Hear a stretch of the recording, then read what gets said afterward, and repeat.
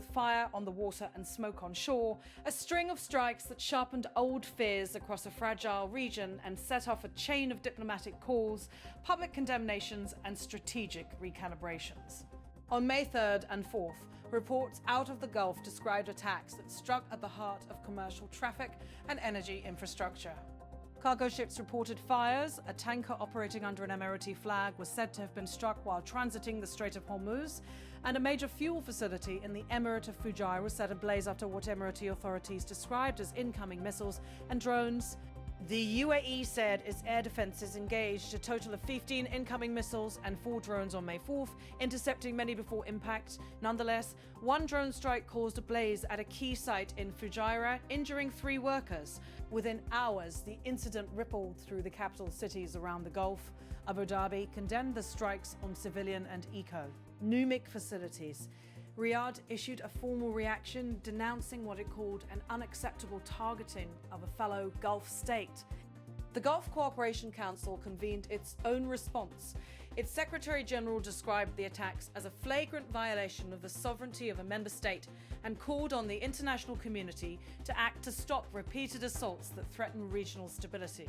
Iranian officials, speaking through state media and military channels, framed the episode as a direct response to recent US naval movements in the Strait. Iranian state outlets said the strikes were triggered by what they called American adventurism, a response to the launching of a US mission to guide commercial shipping through the Strait of Hormuz amid mounting tensions and alleged transit restrictions. According to Iranian statements, the strikes were in part retaliation for what Tehran described as coercive actions by foreign navies operating in the region. In parallel, international and regional capitals scrambled to position themselves. The European Commission President publicly urged restraint and de-escalation. Qatar and other Gulf neighbors called for calm even as they condemned attacks on Emirati territory. Israel, South Korea, and other states monitoring the shipping lanes reported incidents affecting their vessels. Headlines about the security of the Strait of Hormuz, the narrow waterway through which an estimated fifth of the world's seaborne oil passes, reappeared with a sudden urgency. Amid the chaos, the US role shifted with surprising speed. Washington had announced a naval protection mission meant to escort commercial cargo through the Strait. That mission, described in public briefings as a way to keep the lanes open and protect global commerce, was immediately caught up in the wave of strikes. American officials announced a transition in operations. A senior US official at the State Department declared, and I quote, "Operation Epic Fury is concluded. We achieved the objectives of that operation." Within a day, the White House signaled a pivot. President Donald Trump, in an abrupt move that brought fresh questions about US strategy, announced a halt to a newly launched mission described as Project Freedom, a program that had been presented as the centerpiece of the US effort to secure passage through the Strait. Those developments fed a growing chorus of speculation. Had the speed and scale of the attacks unnerved Washington? Did the sudden shift signal a retreat from a hardened military posture, or was it a deliberate recalibration intended to reduce the risk of an even wider conflagration? Regional capitals read the US moves through their own very different lenses. For some, the pause in kinetic operations suggested an opening for diplomacy. For others, it raised concerns that a power vacuum might invite further aggression. In Riyadh, there were urgent conversations about how best to protect Gulf partners while avoiding an uncontrolled spiral of retaliation and counter-retaliation. Against that tense backdrop, a discreet line of diplomacy remained open. On May 6, Iran's foreign minister held a telephone conversation with Saudi Arabia's foreign minister while the Saudi official was on an official visit to Beijing. State media reported that during the call, the parties emphasized the continuation of diplomacy and cooperation to prevent further escalation.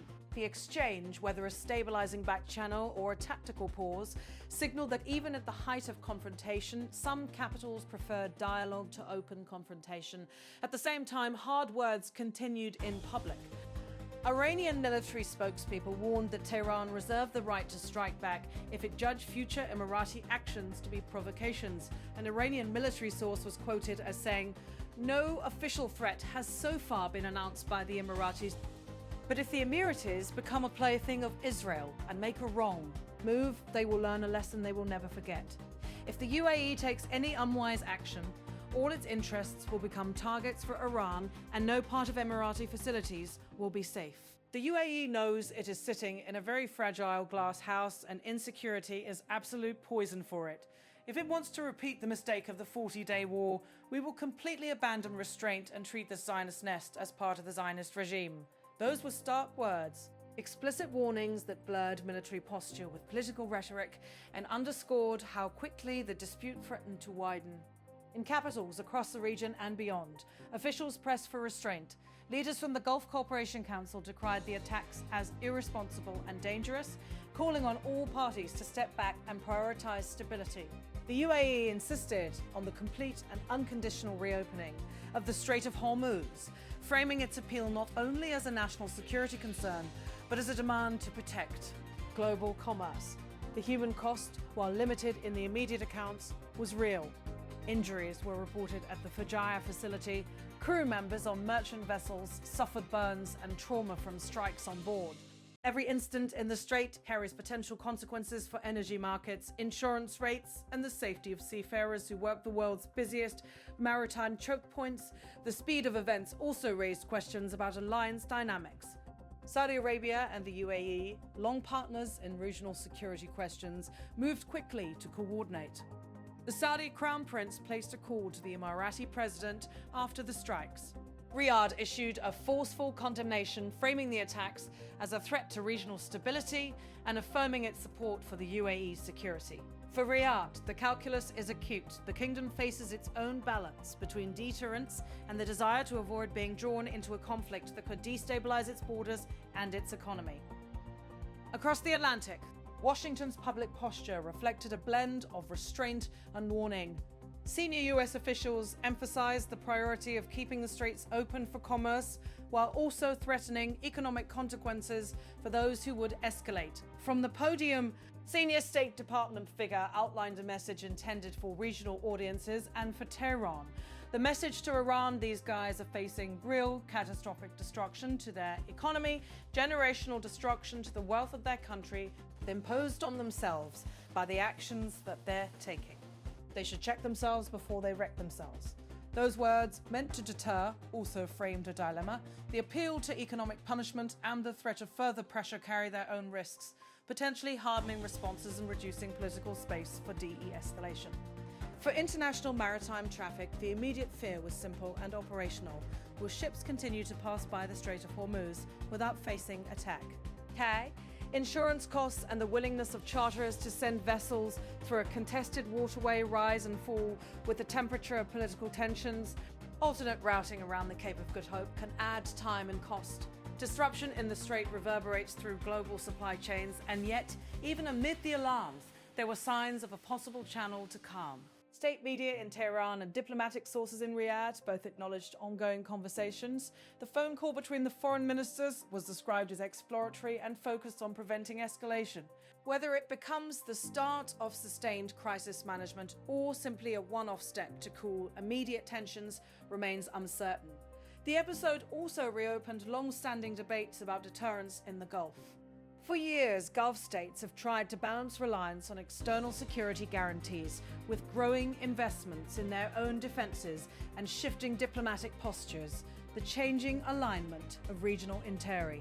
STES, the UAE's evolving diplomacy and economic outreach, Saudi Arabia's strategic calculations, Iran's regional posture, and the United States' willingness to engage militarily all feed into a complex and often brittle equilibrium. Analysts are asking whether the recent attacks reflect a broader strategic calculation by Tehran, or whether they were tactical moves meant to signal displeasure at specific actions. Tehran insists the strikes responded to what it saw as direct provocations in the Strait.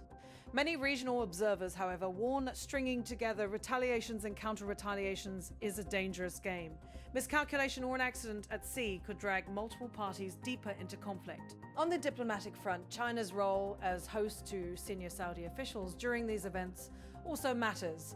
Beijing has been gradually increasing its influence in the Gulf through trade, investment, and political outreach. Saudi officials traveling in Beijing at the time of the trade phone call underlined how the region's diplomacy now often unfolds across multiple capitals, where China and other powers play parts that complicate US-centric frameworks. For ordinary citizens across the Gulf, the immediate reaction combined alarm with weary resignation. Years of proxy confrontations, shifting alliances, and episodic violence have taught many to expect the unexpected. But the targeting of civilian and economic infrastructure, energy facilities and merchant vessels hits at the livelihoods and daily lives of people in ways that are harder to compartmentalize. What happens next depends on a sequence of fragile choices. Will regional leaders seize the diplomatic opening suggested by recent exchanges and work intensively to create mechanisms that prevent further strikes? Will the United States recalibrate again, returning to a posture of direct naval escorts, or stepping back further in favor of economic and political pressure? Will Tehran choose to sustain its new people steer, or will it be tempted to escalate to achieve coercive aims? Negotiations and back channels can, and often do, reduce the likelihood of catastrophic miscalculation. When foreign ministers speak directly, even by phone, they create spaces where incidents can be explained, promises extracted, and misunderstandings corrected. The reported conversation between the Iranian and Saudi foreign ministers, brief and narrowly reported, but real, offered a sliver of that possibility. At the same time, public rhetoric continues to harden. Threats, denunciations, and dramatic language feed domestic politics on all sides and make compromise more costly. The Iranian military's warning about Emirati interests being vulnerable if Abu Dhabi takes what Tehran calls an unwise course is the sort of language that can encourage preemption rather than restraint. The world needs now, beyond diplomatic signals and statements of condemnation, is a credible mechanism to lower the temperature. Transparent incident reporting in the Strait. Agreed rules of engagement for naval forces operating in international waters.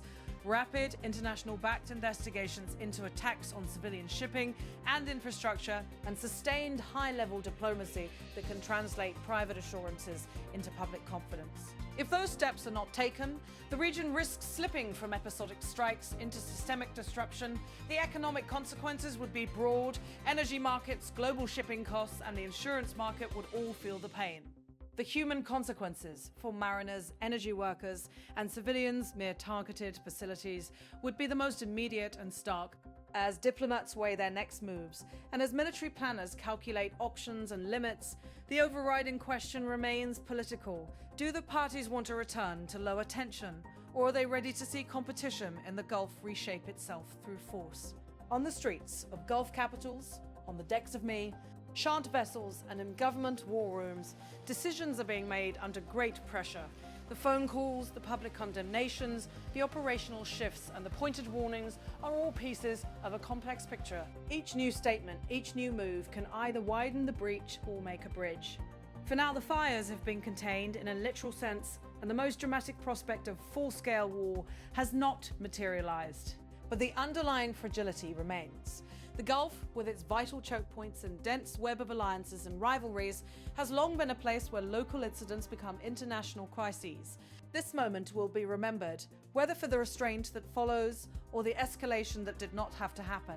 The path chosen in the coming days by Tehran, Riyadh, Abu Dhabi, Washington, and other capitals will determine whether the Strait of Hormuz returns to ordinary transit, or whether it remains for a time a theatre of contestation with consequences far beyond its narrow waters. In the end, the calculus is simple and sobering. In a region where commerce, energy, and national pride intersect, the cost of miscalculation is too high. The choice before leaders is whether they will steer toward dialogue and safeguards, or whether they will allow rhetoric and retaliation to deepen a conflict.